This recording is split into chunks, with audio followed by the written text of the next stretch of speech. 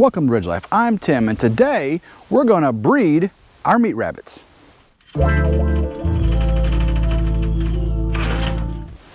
We have got 3 meat rabbits here on the ridge. We got them from His Way Homestead down in Mississippi. Good YouTube friends of ours. Go check out Doug Cave and Shelly down there at His Way Homestead. Now we've got a Frosty, which is a Texas A&M New Zealand. He's a beautiful white rabbit with the red eyes. We also have Texas A&M composites. Now they're colored rabbits with the colored eyes. Now we've got Peppa. She is white with gray banding on her. And then we have Cupcake, which is a nice chocolatey brown. Now all 3 of these were born on April 11th of 2020.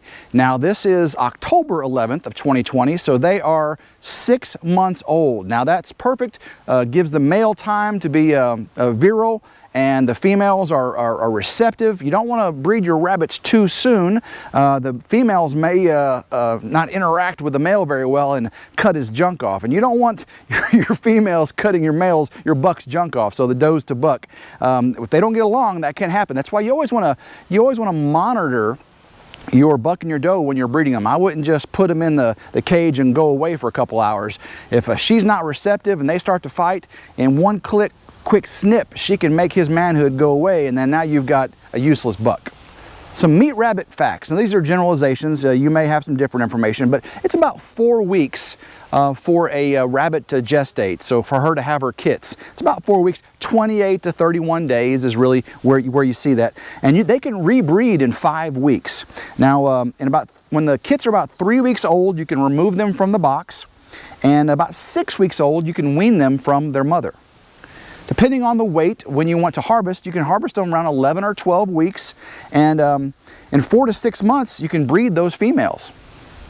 Again, you want to wait about 6 months for the bucks for them to be able to breed. And you always want to bring the female to the male whenever you're going to breed your meat rabbits. The females are very territorial. So if you bring the male to the female, she may fight right out of the bat because she doesn't want him in her space.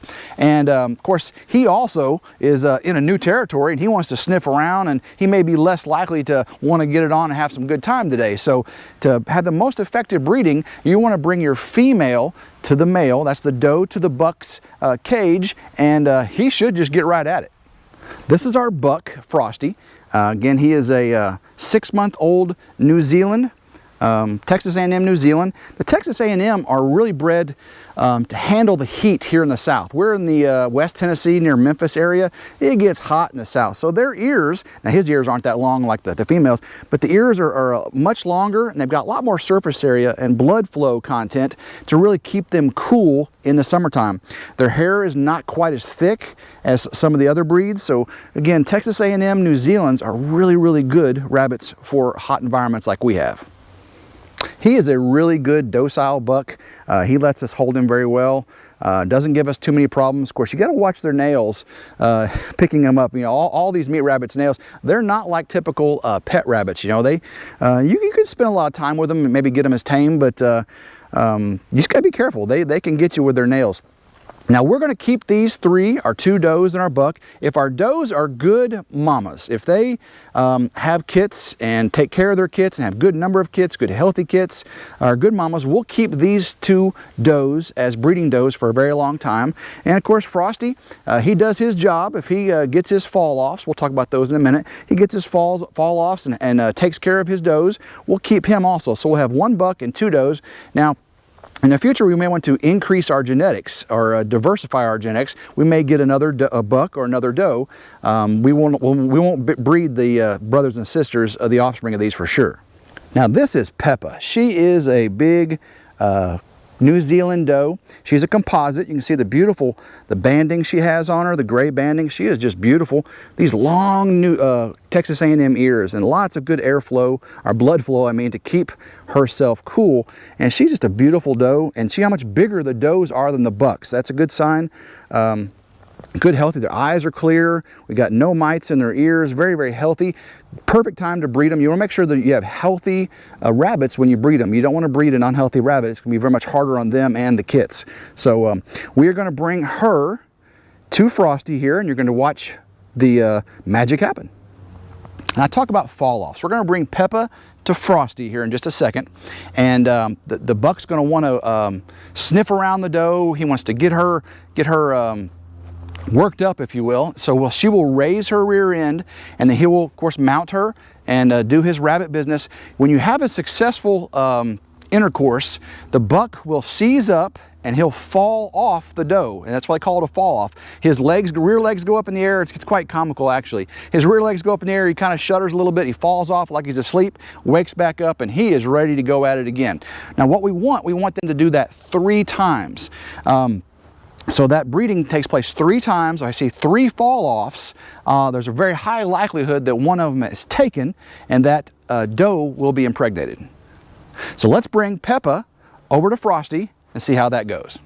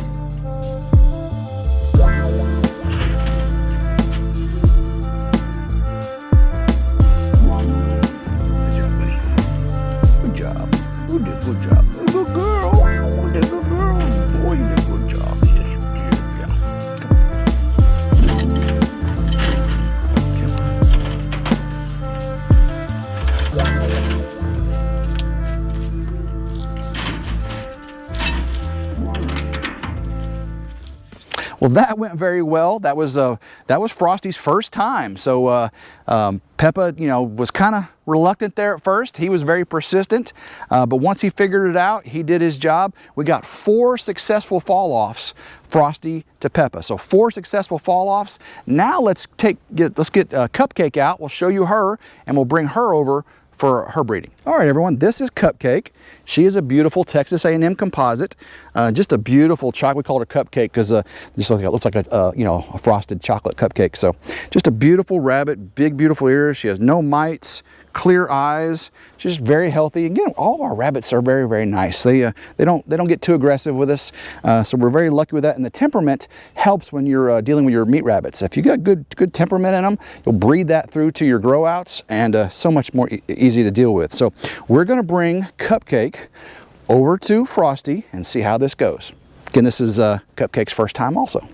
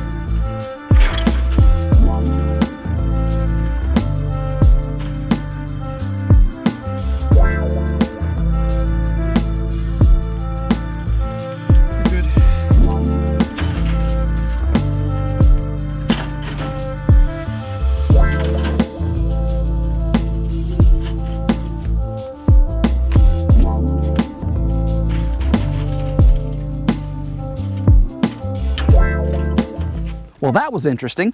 Cupcake was a little less receptive than Peppa was to Frosty, but eventually we did get 3 successful fall-offs. It took a lot longer.